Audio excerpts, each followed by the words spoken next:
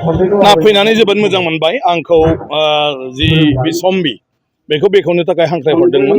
नाथाय बिसम्बिजों लोगोसे जोंनि गोदान लाइमोनफोर गोदान जोलै बिथांमोनाबो खायफा हारसिङैबो बिजाब लिरदों आरो खायफा सुजुनानै दिहुनदों थ' बे खोब मोजां मोनसे लक्षन आं सानो मा बेबायदि जोंनि गोदान जोलैनि सुबुंफ्राबो लिरनायाव आखाइ होयोब्ला माने जोंनि हारियाव माने थुनलाइनि बेलायाव गोबां मोनसे मा होनो बेफोरो जोंखौ जेब्लायबो मुलाम्फा खालामगोन आरो थुनलाइया जाहैबाय मोनसे हारिनि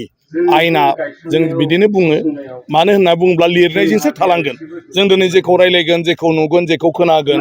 बेफोरो जों जुदि लिरनानै दोनाबा इयुन जोलैनि थाखाय मोनसेबो थानाय नङा खारन दिनै रायलायनाया दिनैनो गोमालांफिनो दा जोंनि जारिमिनफोर गैयैयाबो बेनो जादों जों खालि सावरायलायबाय थायो खोन्थालायबाय थायो अदेबानि जों बेफोरखौ लिरैनि थाखाय दिनै लासै लासै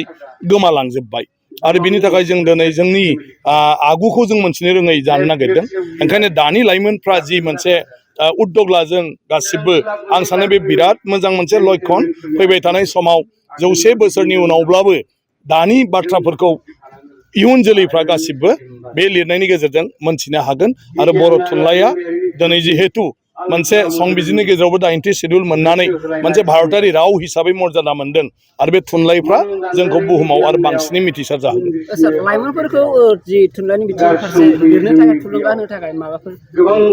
नङा माने बयबो दा अलरेडि लिरो फरायो मेगाजिनफ्रावबो आङो नुदों गतिके दा बे सर्साखौ कन्टिनिउ खालामनांगौ जों बयबो माबाफोर जुदि गोसोआव साननाय फैदोंबा माबाफोर नुदोंबा बेफोरखौ जों लिरलांनांगौ लिरनाया बे नङा जे माखौबा रोंथारनांगौ नुनाय बाथ्रा साननाय बाथ्रा मोनथिनाय बाथ्रा बेफोरखौ जोङो लिरनांगौ आरो बेफोर दिहुनजायो नामा